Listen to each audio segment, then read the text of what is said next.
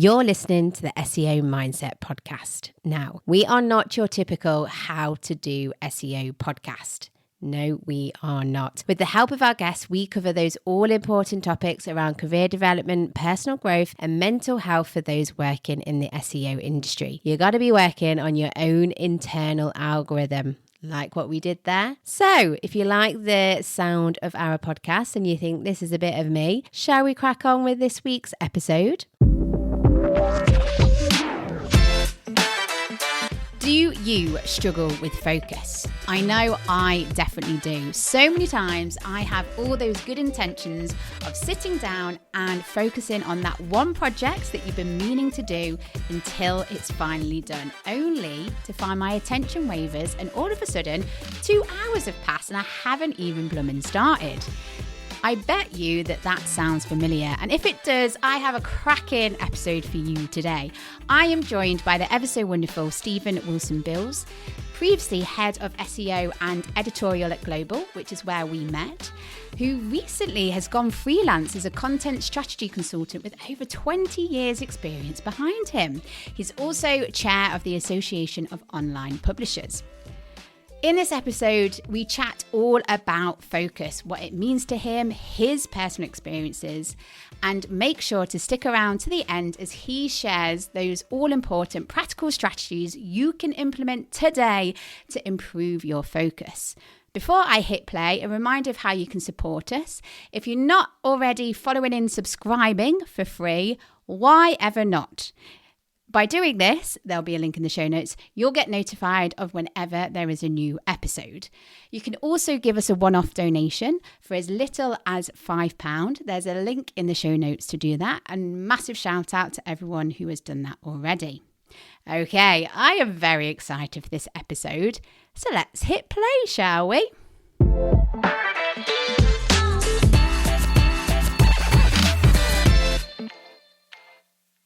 Do you prefer Steve or Stephen? Do you know, formally it's Stephen, but I have got into the habit of calling myself or putting on LinkedIn or anything like that, it's Steve Wilson-Beales. So I'm confused now, but you can call me Steve. Because I know you were Steve, but then I just saw that on your little caption you were Stephen. And I was like, are we going formal or are we going casual? Let's go cash. We're going Steve. Yeah. We've got casual Steve today. Yeah. So we are recording very close to Christmas, aren't we? It is just round the corner. Yes, less than 10 days, or is it 10 days today? Yes. Still need to get those presents that I haven't started yet. Are you a person that leaves that till the last moment? I'm better now, but I have had the experience where I'm in a shop at around about 5 p.m. on Christmas Eve, and I still haven't got the main presents, if you like. I'm one of those, and it's a horrific because everyone's in the same situation, so it's very manic, and you end up buying things that you just to wrap it, really. So never again. But I'm sure just don't go there. Well, I'm feeling quite smug because I think I'm pretty much sorted. You know, not to You're one to of them. brag. You're highly organised.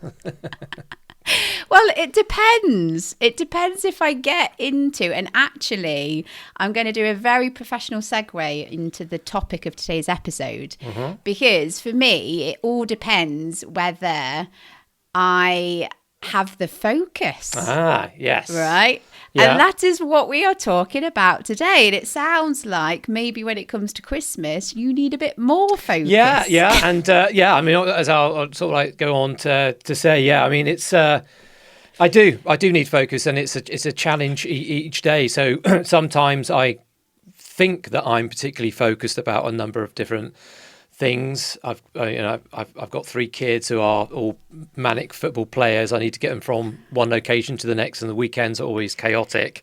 So in one way, I'm focused on certain activities, and then other things go by the wayside, and it's a big challenge to try and juggle it all at one time. So although this is a topic that we're going to talk about, I'm by no means an expert in it, but I can just share my experience in there. And that is what this podcast is about. We like talking to people who share their experience about different topics, and focus is something that we can all relate to. So it kind of makes sense to start from the top, and that is, what does focus mean to you?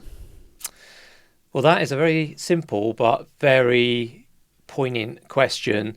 I think for me, it enables me to achieve what I want. And a lot of that will be how present I am in the moment, how focused I am if I'm doing some analytical work, particularly around SEO, how focused I am on other people around me. So really it's all about nurturing those kind of critical skills to enable you to achieve those things that you're most passionate about in life. And when you say the people around you, we're sort of talking about distractions there, because I am... It really depends on a day-to-day basis.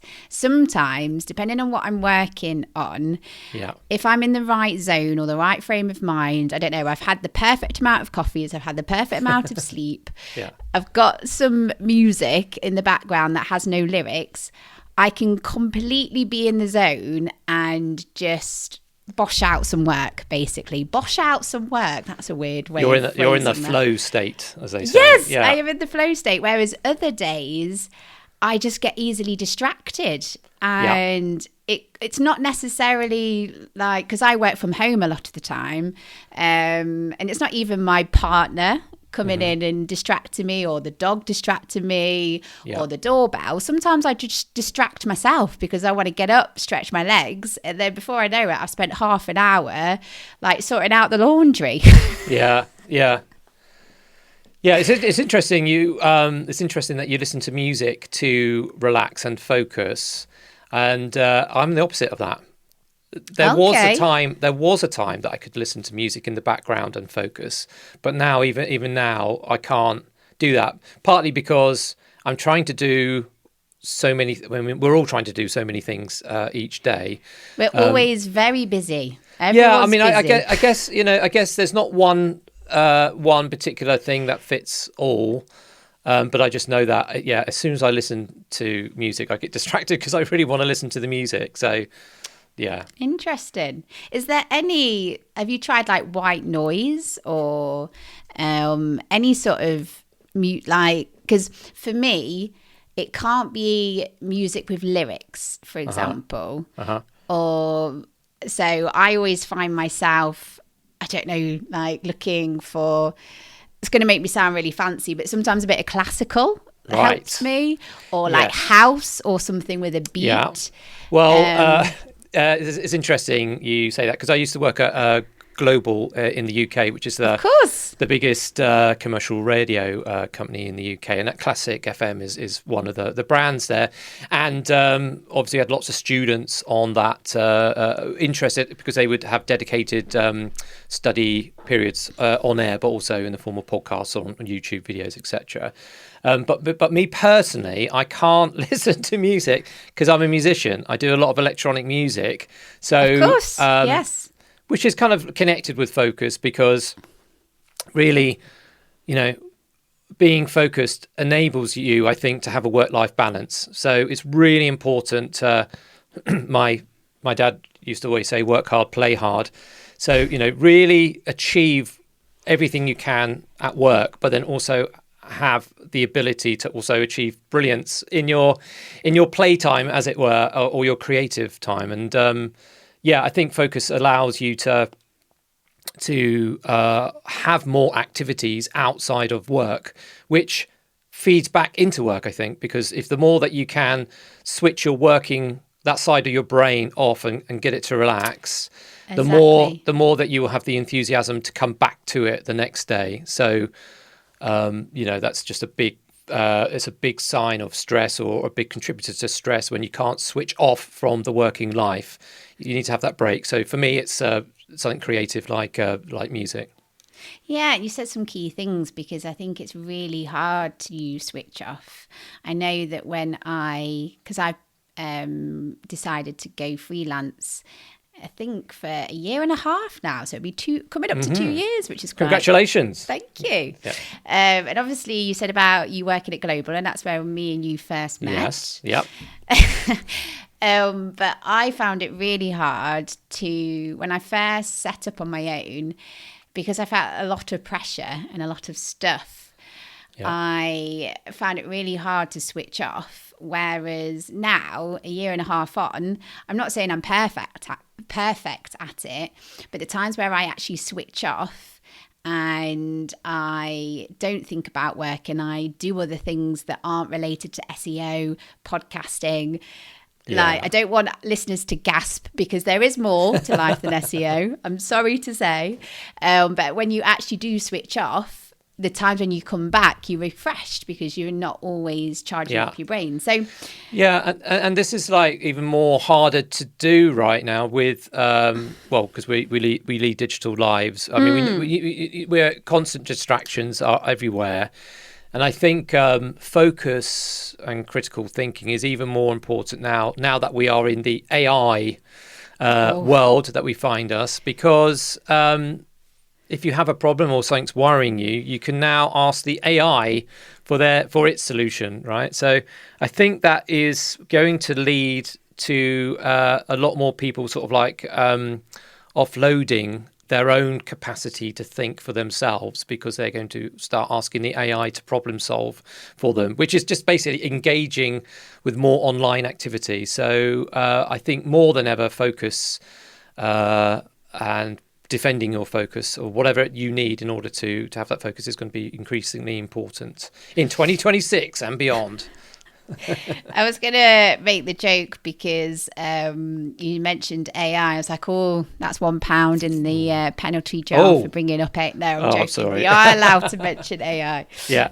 I just remember the last Brighton SEO, or the SEO before, there was a lot of talks on AI. Yeah. And I get that it's important and we need to talk about it, but it was really refreshing when you went to a talk and there was no mention of AI. You're absolutely right. And I think we've, this is a side quest around AI, but I think, obviously it's a key conversation in the SEO world. It is.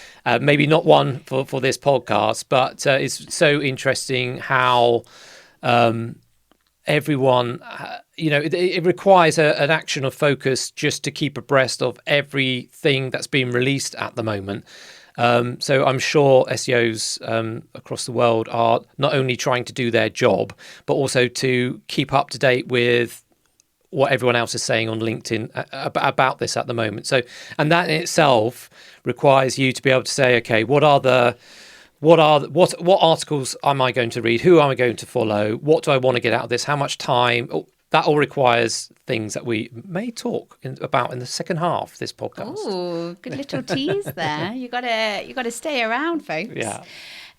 So let's talk about personal experiences then with focus. Yeah. Like, what have you found personally to you has either helped or hindered when it comes to your focus? Right. So focus is a bit more of interest to me, because I between the ages of like 18 to 22, I used to suffer from panic attacks, and although that's a long way into my past, it did. First of all, if anyone ever experiences a panic attack, you're not alone. There's a lot more information out there about it now, and there's lots of different reasons why you might be experiencing it. But it just so happened for me, it's just in a relatively short period, although 4 years might appear to be a long period. But what it flagged to me really is, the ultimate question is that why am I experiencing this? Why is no one else experiencing this? So what is it? I mean, that is a typical response to people who are experiencing that, along with almost, feeling quite negative about yourself because you think you're the only one in the world experiencing these things. But how do you respond to it? And it's like working out why your brain is going into almost that hyperactivity. So it's like as they say, it's a fight or flight experience. So it's when your adrenaline, something's happened, it's triggered a physical reaction in the body. So it's a fight or flight experience. So your adrenaline is being pumped. And you might just simply be, you might be sitting there in an office, or you might be sitting there on a bus or doing something very appearingly relaxed, and you have this experience. So it got me to think and explore a lot more about why does the brain react in there, and also. And so it led me on a bit of a personal journey there, and a lot of the things that I've learned on that is with me today in my both personal and professional career. And the key point which I learnt is that you are not your mind, which sounds really interesting, esoteric, but it's a key thing, and it's down to one of the books that I read many years ago, which was The Power of Now by Eckhart Tolle, who that's the only book that I've read actually of him, but he's obviously a big influence in the more kind of like spiritual well-being side of self-exploration, if you like. I recommend that book to anyone. Really, it's also about the power of of being present. And it has its background in, you could say, a Buddhist philosophy, which is around, well, why does it seem to be such a struggle not to be present? And it talks about two things: is that your brain or your mind is always trying to project things about the past. So it's trying to reinvent the past, and it's trying to project anxiety onto the future. So mostly, if you were ever to do some meditation, I don't know if you're a meditation fan, Sarah. I've dabbled. I've done a few meditations, done a few sound baths, done a few breathing exercises. Right, I'm excellent. trying. Yeah. Well, for anyone who's never done anything like that, if you were just to shut yourself away from the world for a bit, get yourself into a quiet space and just don't have any distractions, you will be aware that it's really difficult to keep focused on the time that's happening right now, on your breathing. Your brain is constantly trying to think about things in the past or think about things in the future. So it's just as a function of being, if you like, your brain's always trying to distract you. You forget about all the distractions that are out there on your mobile phone, etc. Your brain is always trying to think about the future, think about the past, which is why it's incredibly difficult, as we were speaking together actually, about being focused on the activity right in front of you, and even what anyone else is saying.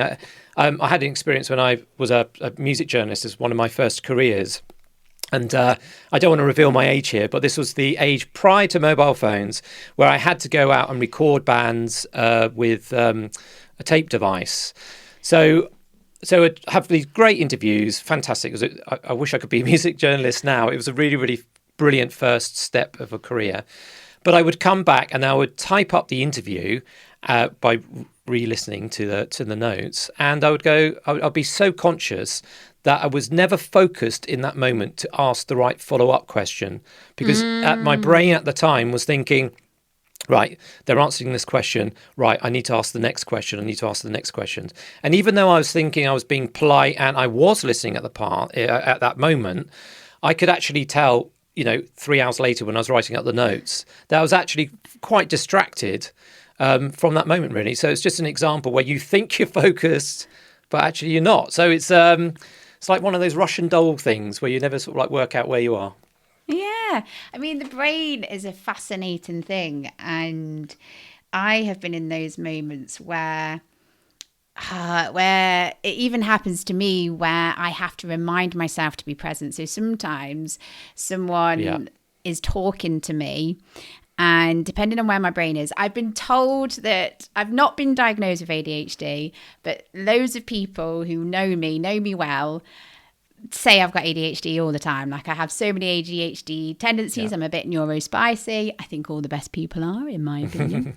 But there'll be times where like someone is talking to me and my brain will just wander off. And I have to sort of be like, come on, Sarah, back. Are you saying that I'm boring you, Sarah? No, not at all. But something else that I wanted to say is I read a very good book by Mo Gawat, the Solve for Happy, like an equation. And it was similar about your brain worrying about the past and the present. Sorry, worrying about the past and the future and not being in the present. And they were saying that it's also an element of your brain perceiving fear. Because when we were back in the day, when we were cavemen, women, people, there was a lot of fear around us. Like we could turn around a corner and a tiger could attack us, right? So apparently there's a bit of the reptilian brain or the brain that isn't for today's society that still triggers in those moments because it's looking for the perceived fear. Does that make sense? And even if you don't know what to expect, like I remember the first time speaking at Brighton SEO and I had no idea what to expect. I'd never done it before. So of course my brain was going into panic overdrive, like, oh, what is this? You're feeling nervous. What could go wrong? All of this stuff. But as soon as I got on the stage, I had a lovely time and I was really sad to leave it. So I think sometimes, 99% of the time, the thought of something is always worse than the actual doing. I can't agree with you more. A classic example of that is if you were to tap me on the shoulder now and say, you've got to open this door and you need to talk to 1,000 people now on the subject of X, I could do it.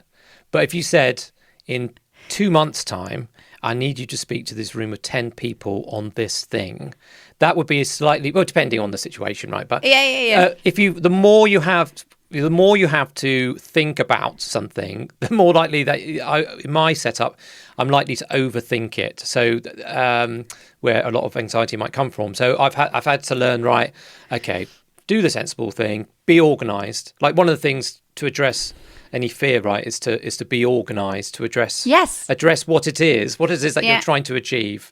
It's always harder to do it if you're just trying to wing it.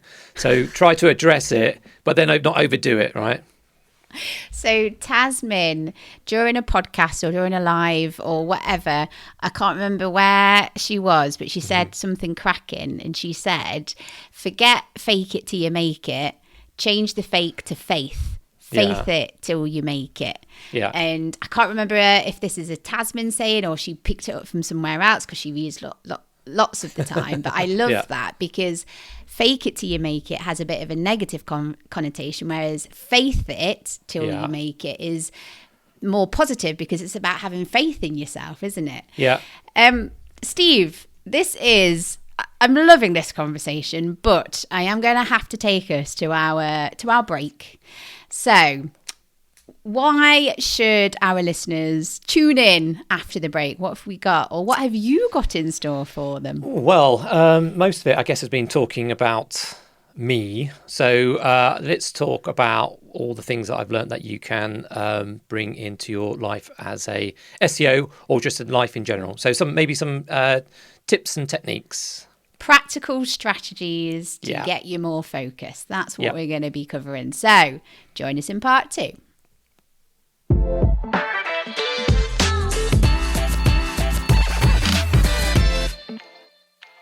It's your pal Sarah here, just popping on to let you know how you can support the podcast. For the same price as a Starbucks, Costa, or your favourite local coffee shop coffee, you can give us a one-off tip or a monthly donation. All you got to do is follow the link in the show notes. And also, have you subscribed to the podcast? If not, why the heck not? If you do subscribe, you receive notifications whenever a new episode is available and ready to listen to. And while you're there, why not leave us a cheeky 5-star review or rating? Hi, Tasmin here. Are you looking to take your career to the next level? Be more visible, earn more, but also take care of your well-being and have work-life harmony? Well, I can help you because I'm offering you a free 30-minute consultancy call. Together we can go through where you want to be and how to get there. Simply click on the link in the show notes, fill in a form, and I'll get back to you.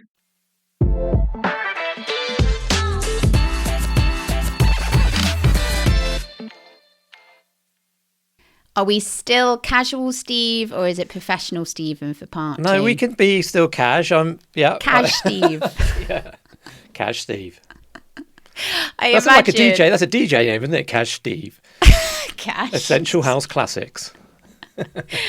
I went to a surprise party at the weekend, and the DJ was proper old school 90s DJ talk, and I loved it. I was in my element.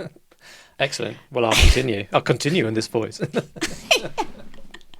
So, in your best DJ voice. I don't know why my eyebrows went weird there, but it happened. So, we had a wonderful conversation in the first half about fear, what fear means to us, to you. We also talked about experiences and not fear, focus. Focus. Come on, keep your focus, Sarah. I think what my brain did there was, because we ended up talking about fear, didn't we? Yeah. So that's where my brain went. But no, it was on focus. We touched on fear. We touched on lots of things. So this half, you are going to give our listeners lots of practical strategies that they can start implementing today to help improve their focus. So start us with number 1. Number 1 is all about getting things done, right? Okay. And that is a book written, I think maybe the late 80s, by a guy called David Allen. And I really recommend this book. It's possibly about 250 to 300 pages long. And I'm going to summarize it for you, and it's going to sound really trite and pathetic, but it's an experience, a bit like The Power of Now. It's a really good book to read, because by the time you've read it, you will do what it's asking you to do. And essentially, it's about just creating a list. You create 2 lists. Yeah. One list is everything that you need to sort out in your personal life, and then list 2 is everything you need to sort out in your work life. And the reason why it is neat that you need to do that, it's like your brain is like computer RAM. It's kind of being filled. Is it RAM or storage? I don't know. It's getting filled up all the time by little worries and lots of different things that you're aware of, and you're trying to focus on your one thing, right? So take time out and just list everything. So it's really pathetic. Like for your personal life, right? I need to do the shopping. What do I need to buy? Why do I need to buy it? Right. When I open the door, it's really to the kitchen. It's really squeaky, and that's really annoying me. I'm going to detail that. Right. The dog's always moaning about food at a certain time. I know I need to do something about it. Do that. So it's really the most banal things. Get it all down, right? And then do exactly the same for your work. Can I ask a quick question? Is this day to day, week to week? Anything? Well, whatever your brain might be thinking about, right? Okay.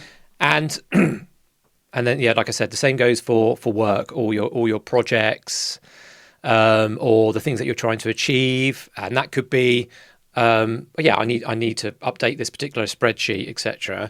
But also I need to talk to this person that I'm uncomfortable with talking about, right? So all the things that you think you need to achieve in order to achieve ultimate happiness, right?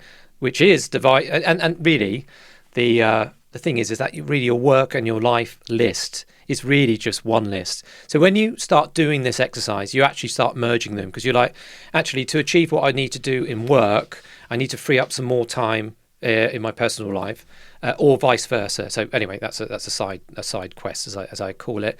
But the point is that only by listing out everything can you then almost see it with your heavy analytical editing brain and go, right, it's written down, now I will attack it.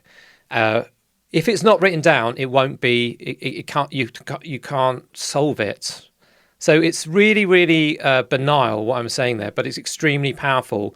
And the most successful people in the world do this kind of thing. Now it's going to take, well, I've found it'll probably take you a good hour to really think about things, because once you start writing, you actually go, well, I need to do this as well. Yeah. And then you come back to it at the end of each week and see how much you've knocked off that list. But the act of, let's say it's a person that I need to have what's called a critical conversation with, and you've been avoiding it, the very fact that you've acknowledged it and you've written it down, then you can put a couple of bullet points on, okay, how am I going to have this conversation? First, I need to schedule time. So job one, I've scheduled time with that person to have a conversation. Right, now I've rolled the dice, I've committed myself. So what do I need to talk to them about? Right, blah, blah, blah, blah. So if it's not out there on the paper, it doesn't happen. So it's like I said, it's banal, but it works. And it's also so satisfying when you get to cross or tick things off your list. Absolutely. Just as an additional point there. Yes, tick them off. But yeah, so that's the key thing, and it kind of segues into my second point, number 2. Step number 2, strategy tip number 2, and that is to have goals. Okay. So why are you doing those lists? Well, it's because you want to achieve something. So what are those goals? Is it to you want to do your house up because you want to sell it, for instance? Is it because you have a child that might have difficulty in learning, so you want to be able to put down a strategy in place for that? Is it a promotion at work, or is it that work is unable to provide a promotion? So you want to widen your skills to make yourself more attractive for a possible promotion in the workplace, or for outside that workplace for your future. What's other skills? I guess it's really, the ultimate goal for everyone is, more happiness. So how do you get that? Well, you've got to identify, what would make you happy? It's to have those goals, think about the future, and have a 1, 2 or 3 year plan or beyond. I never seem to have one beyond 2 years or something. Things change too much. Yeah, have a goal. And just to add to this, don't get sidetracked by what other people are doing and other people's perceived goals, because you've got to ask yourself, am I aligned to those goals? Do they really matter to me? So always, and it's about having self-awareness at the end of the day. Your goals, Steve, are going to be very different to my goals. We might share some goals, but everyone is different. There is no right or wrong. Everyone's on a journey. Yes, look yonder. Oh, that's a good tip. Look yonder for inspiration or people that you look up to, but don't get sidetracked. Don't do it to get disheartened. You are on your own journey. Okay. I think that's really, just to come in there, that's really important, because if you don't know what your goal is and you're surrounded by people who possibly do know and they seem to be achieving their goals, that's only going to make you a bit sad, right? Because you're like, well, what's my goal? Whereas if you have your goal and you're on your journey, you can celebrate other people's wins as well. There might not be the things that you're trying to achieve, but you could be more open to celebrating the people around you once you have your own goals. Fabulous. Okay, what is your strategy number 3? Number 3 is probably to create opportunities in the week where you're not thinking, to give your brain a break. Okay. So for me, it'll be running. So that's just I'm not a I used to play football with 2 left feet, and I'm really terrible at team Sounds sports. tricky. Yeah. But I'm a pretty good runner. I like long distance running. It's just one of those things. Like my legs are still working and going. So that for me is brilliant. So I tend not to listen to music when I'm going out for my long jogs, and that helps me. Initially, I'm just thinking about my breathing because I'm struggling to get up the hill. But once I'm over that, my brain starts thinking about, for me, it just seems to bring up what's worrying me. I don't even have to think about it. It just pops in, right? That thing, I want to try and solve it before I run home, basically. So, when you're running, it feels to me that by the time that you've come back home, you know the plan of action. So sometimes it's actually, I just need to speak to that person about something. So just go ahead, just do it. It's causing you so much hassle. It's all trivial. So that's what works for me. So we're not saying running here is a necessity. It can be other activities. Yeah, so absolutely. So it could be. You could. It's just like I said. Just creating a place where there's no distractions. Yes. For me, what would I do? I love going on a long walk with Benny the dog. That really helps. Love that.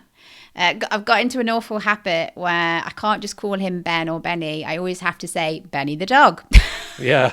It's just a thing now. Who's Benny? Oh, well, Benny the dog, yes. Exactly. Yeah. So I like going on long walks. Sometimes it's just having a good sort out of the house, getting the chores done. Like sometimes I do that and things pop into my brain. I enjoy boxing, that kind of stuff. That's good fun. A bit hardcore, Sarah.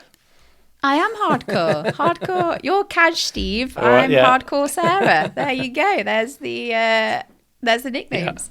Right. So. Oh, incidentally, I do have I have a dog called Whiskey, and he's really not. He's been very poorly trained by me.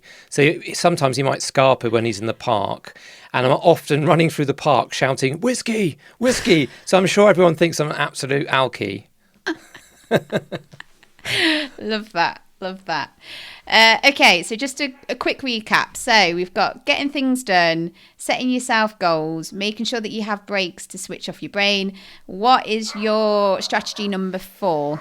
Yeah, and this is probably the final one that's there. I do have some SEO specific things that you can do, but the last one really is just which is around checking in with yourself. So. Just get into the habit. It could be it could be simply on the end of the week on the Friday, I'm going to check in on my list that I've created. But it could also be during the working day or during a project that you just check in. Am I doing the right thing?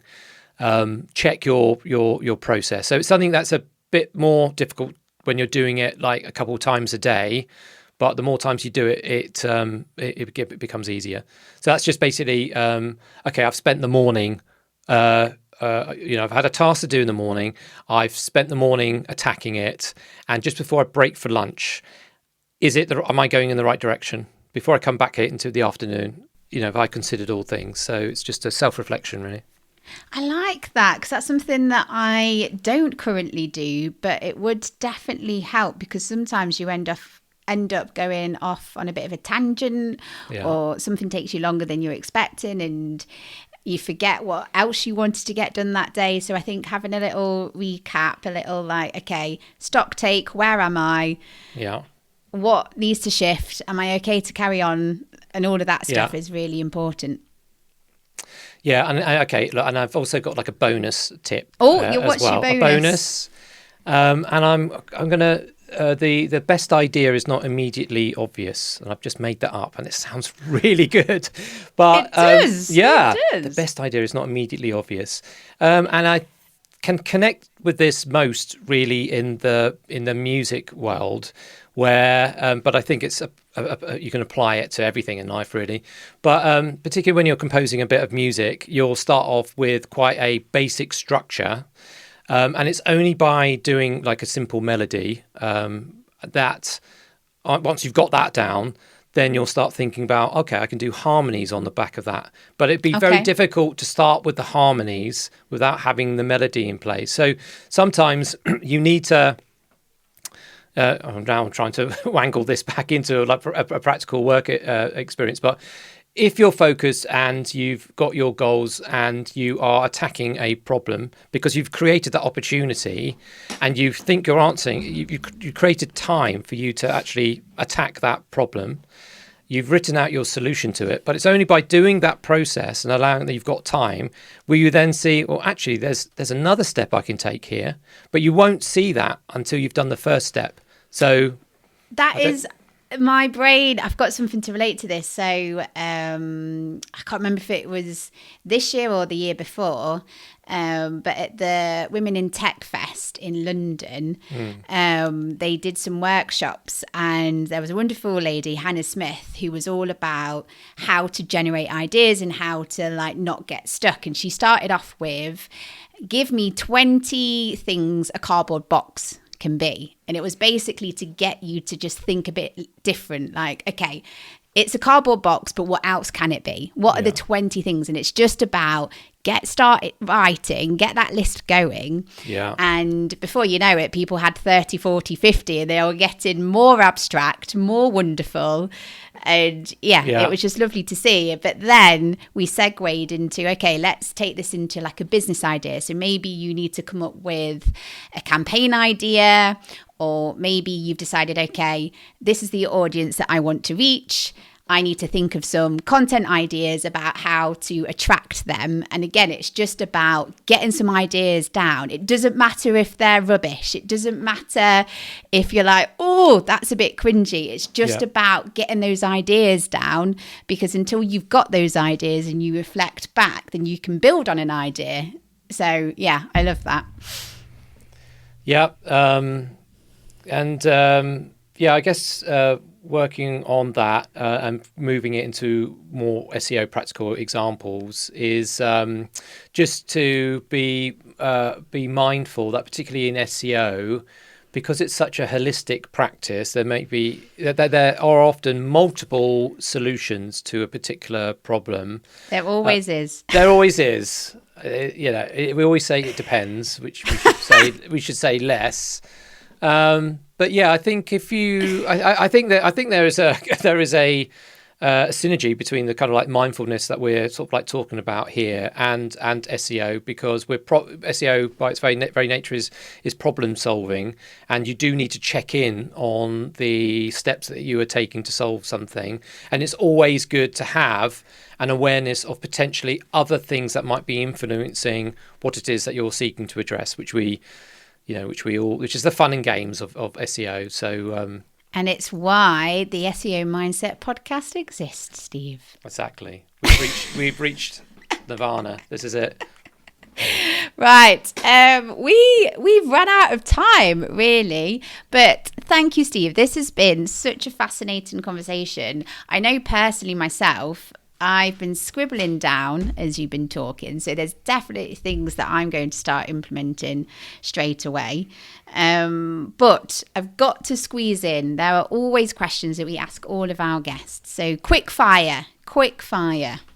So the first one is main takeaway from today's episode. I think it's that you are not your mind. Yes. I love that. So there's lots of things to take that from like a personal and work part. And, I had a very good friend, a good manager say to me once, you need to slow down to the speed of thought. Basically, be aware of all the distractions that are influencing your mind, but you are not your mind. Love it. Best career advice you've ever received? Oh, this was from another good manager, and I think you never forget a good manager. This was from a good guy called Peter Bell, and he said you got to stick. Well, as a person, or we all have to stick your head above the parapet, which is really about doing exactly what you're doing here, Sarah. Is basically don't just do the work and clock out. Visibility is very important in the industries that we work in. So particularly from a journalist background, you can be a fantastic writer. That's brilliant. But you also need to get out there and tell your story and be visible. To share your learns, to help others, and also just to be visible in the industry. It really does help. Personal brand and all that lovely stuff, right? Yeah.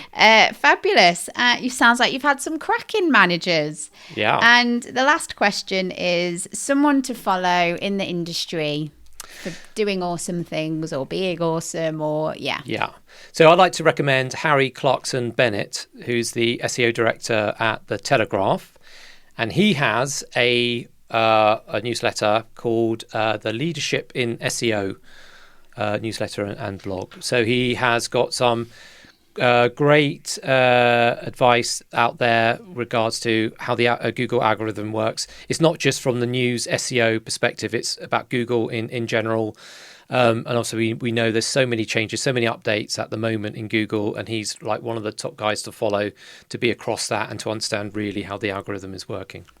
Fabulous. I mean, during this episode, Steve, you have mentioned some cracking resources. So I'll make sure that I'll pop a link to them in the show notes. So that was the Power of Now book, Getting Things Done book, Leadership in SEO by Harry. And DJ Casual Steve. Yeah, listen out to him. Coming to a dance floor near you soon. Yeah. And very excitedly, you've started something new, haven't you? Oh, yes, I have. Right. So I've started a podcast with Barry Adams of SEO fame, and it is currently called Beers and SEO by Barry and Steve. Now, or should I say Beers and SEO with Barry and Steve? Now, that is a working title because we released our first podcast only last week.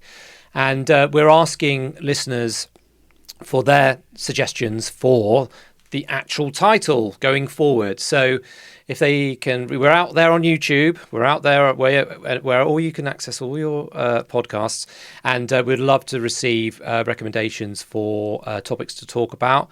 We're obviously talking about news and publishing, SEO and content strategy. So we want recommendations for a title and for topics we can talk about.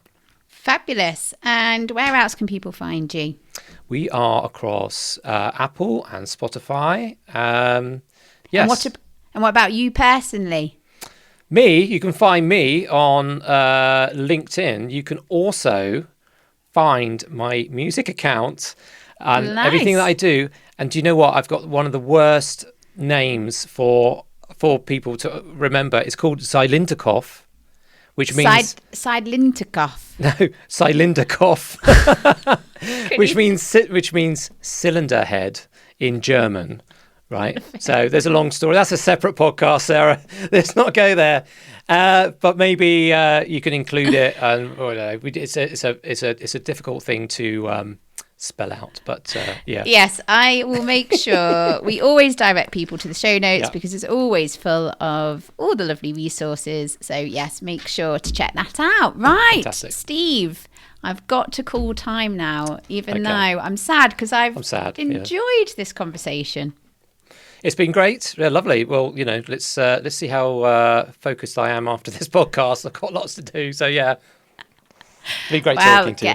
Get cracking. I know one of my tips is I need to, because obviously we're coming towards midday and I need a little stock take. I need to see what I've achieved so far and what else I need to get done. So that's what I'm going to be doing. Well done.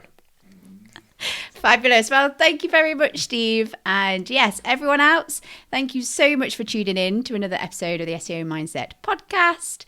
If you enjoy what me and Tasmin are doing, you can support us in lots of different ways. One way is to give us a one-off donation, which costs as little as your favourite drink, coffee, tea, hot beverage, whatever your poison from your favourite coffee shop.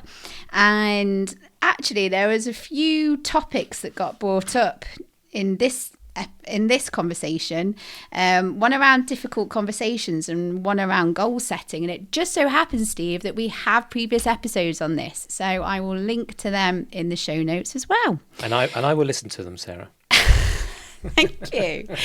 And yes, until next time, take care of yourselves. See you later. Bye.